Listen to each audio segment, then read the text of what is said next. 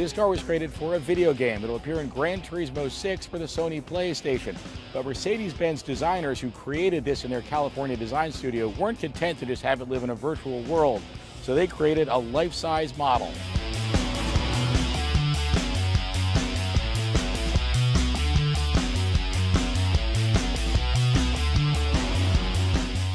Video game developers programmed the virtual car to behave as if it's got a 577 horsepower twin-turbo V8 from Mercedes-Benz AMG division.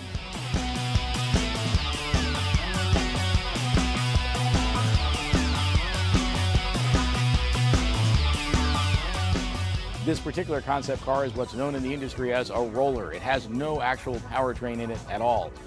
But design elements from this vehicle will appear on future Mercedes-Benz models.